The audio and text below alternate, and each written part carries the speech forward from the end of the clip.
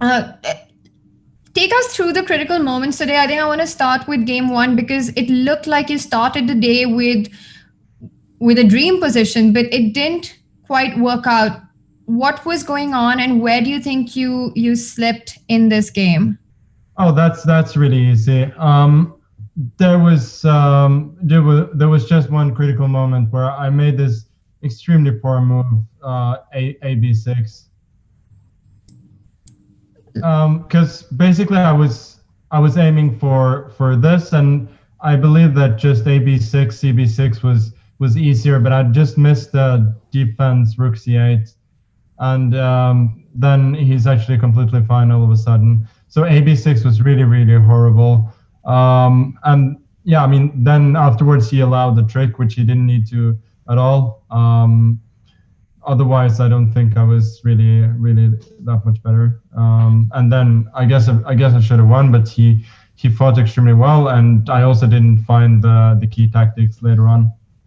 And this move, bishop h3, you spotted bishop b6 instantly. If you would not go bishop h3 here, but instead play a move like bishop f5, how were you evaluating your position right about now?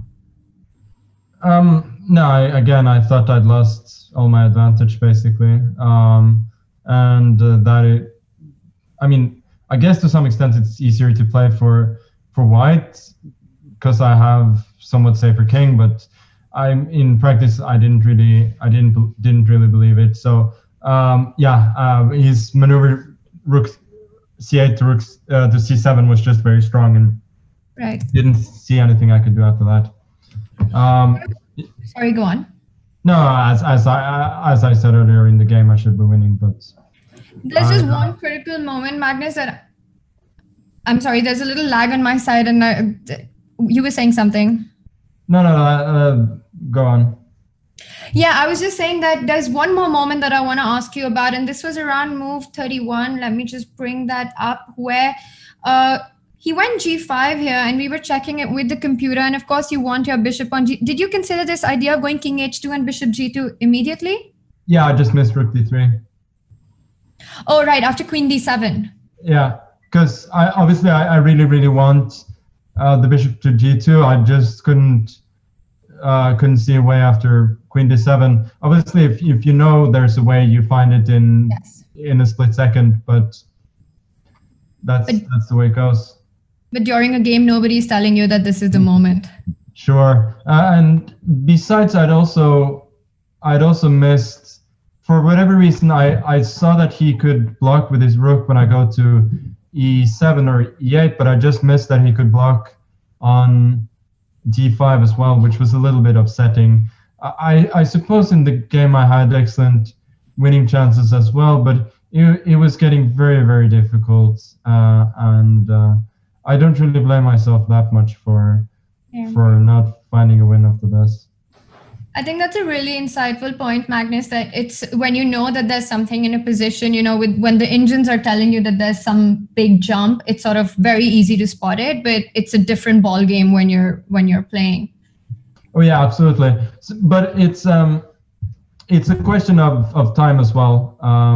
I mean, if I had 10 minutes there or whatever, I would think like, yeah, I need king h2, bishop g2, so let's try and make it work, right? And then you sort of find it. But I mean, in hindsight, I think 31 h3 was probably a better choice. And actually, I made the exact same mistake yesterday. No, 2 days ago in the game that I won in the English, that I played h4 against instead of h3 in this sort of structure, and it, for whatever reason, it seems that h3 is a bit safer. All right. And you mentioned about time. Now, we haven't seen you struggle with the clock in this entire tour, but this final so far, we've seen you fall back on the clock and burn a lot of time on the clock quite a few times, and then not have enough of it in critical moments. Why do you think that's happening? It's because he's playing well, I think. I feel like in all of these tournaments, I've in general been burning a lot of time. Um, but especially here, he's posing me a lot of problems. And there have been several games here where I'm thinking I'm going to win, and then I'm just getting faced by new problems. And it's a really difficult balancing act because it's so easy to blunder if you just make a couple of quick moves. Yeah, absolutely. It's a very, very difficult format, but I think that's what the tour has been about, to bring out the most challenging format. I want to talk about game three, Magnus. If you can just tell us what happened here, because this was also a very, very exciting game. And where do you think it went all wrong for Hikaru in this one? Well, first of all, Queen F2 was just a shock because I just didn't believe that it was possible. And then when he played, he went Rook D8. My first thought was, I may have missed some kind of mate, but it turns out he's lost, fortunately. But yeah, that was obviously nerve-wracking in the sense that I'm one move from getting mated, but I think it just doesn't work for black at all, and he should have played Rook E5 on move 26, which I think would just have been a fairly straightforward draw. So you mean the line with Knight B6 here? Yeah, I mean, I'm a pawn up, but it doesn't matter. Right. And after Queen F2, you mentioned that you felt that you have perhaps missed something. Magnus, in general, we've seen you have a very confident approach and not double guess yourself. But like you're saying at this moment that this happened, do you think this has something to do with the way how things have gone so far in this final? It's been the case during most of these tournaments, actually. I think to some extent it's just a healthy dose of, trying to be careful. I mean, if you have time to check, you should check most of the time. Yes. But yeah, I mean, especially now that he's been calculating so well in these matches that, at some point it starts to be difficult. Right, and Magnus, that's a fair point. Now we had Hikaru with us yesterday, and he was mentioning that you're a favorite coming into this match, and that sort of puts the ball in your court, puts the pressure on you. And there's also, this feeling about when there's over the board chess, we always talk about home ground pressure. So we've seen a lot of players, top players, struggle with that. And with this tour, having your name on it, it feels like the closest comparison to having some sort of a home ground pressure. Do you feel that? Do you feel that it's accurate to say that there's extra pressure on you? I don't know. I mean, I feel like whenever I play a tournament, I should have a very good chance to win it. So that's obviously, I mean, I love these tournaments. I love the format and everything. It's just that, yeah, it doesn't add that much extra. There's enough to begin with. That's a good point, especially because every tournament you do play, you go in as a favorite, so that doesn't really change with the format. Now we've crossed the halfway mark, Magnus, and the score is level, 2 sets to each of you. We've spoken about this on the broadcast, that generally a match situation gives this entire exchange of information. You understand how your opponent is playing, what form he's in. Now, going into the final 3 sets, what's your takeaway from how the finals have gone so far? First of all, I mean, I haven't found any semblance of rhythm whatsoever. So I'm in general, very unhappy with the way I played. Today was a lot better in the sense that he didn't get any, any counter chances. So today was an improvement. but still there's a lot to work on. But I'll at least um, I'll take that with me, that today wasn't so much about survival as just bringing the points home from good positions. Yes, yes, 100% on that.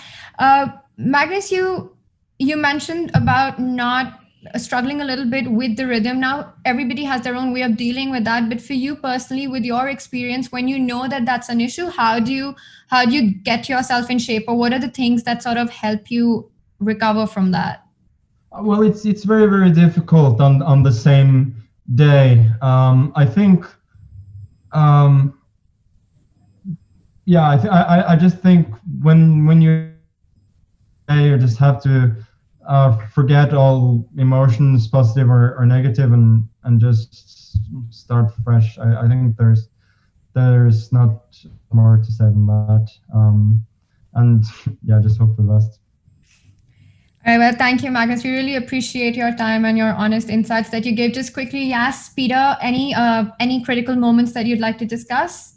Oh, for sure, Tanya. I just want to jump in and say congratulations, Magnus. I feel like today you had control, that it was a more complete day, and your preparation was simply outstanding, especially for that fourth game where, he had to come back. He was in a must-win situation, and I think, wow, it was quite a performance where you just shut him down and you took an advantage right out of the opening.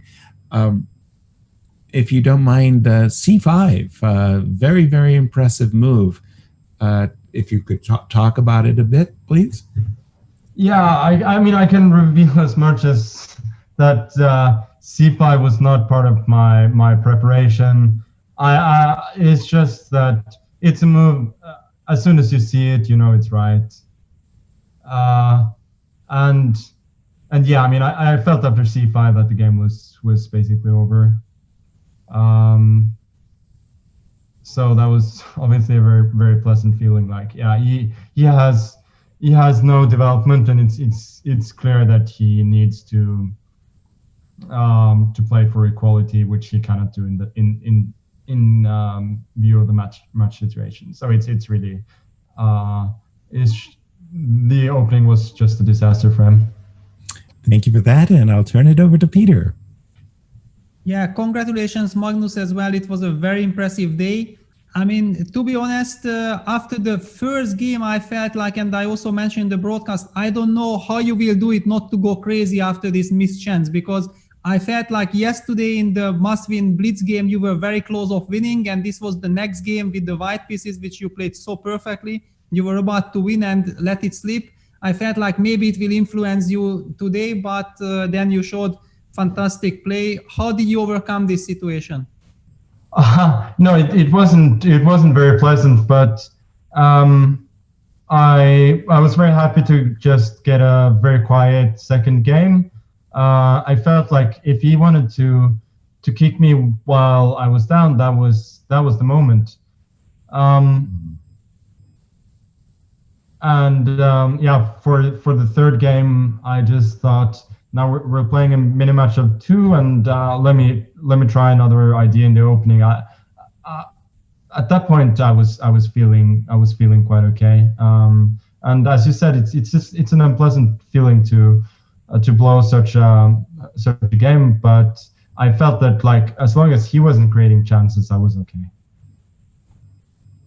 Yeah, fair enough. And one question, I mean, this is now looking like a fantastic strategy, because in the second game you used bishop d7 and you exactly got what you wanted from this game too, and you did not burn your idea which you used in game 4. So what is your take that how proud are you of these choices? I think yeah, it was certainly a good idea to have in hand. I can tell you that. Yeah, I mean, obviously for him to face this unprepared was quite unpleasant. So yeah, it just worked out perfectly. Because when you played the move Bishop G7, first we with Yase almost got a heart attack that, oh no, that this is some mouse sleep, yeah? but then we were, very quickly assured that it seemed like you know what you are doing. Yeah, fortunately. All right, thank you, Magnus. I will give Thank back you. to Tanya. Magnus, just before you leave, because you were discussing the opening from the second game, we did have a question from Jan, and let's have that up. And I just want to ask you what you have to say about this. Wonder if players will finally draw lessons or simply make draws. This is, of course, about all the Berlin that we've been seeing. What would you like to say to this? Well, he's a wordsmith, that one. I have nothing to add. All right, congratulations on today's win, Magnus, and we're looking forward to tomorrow's fight. Thank you so much for joining us. We really appreciate your time.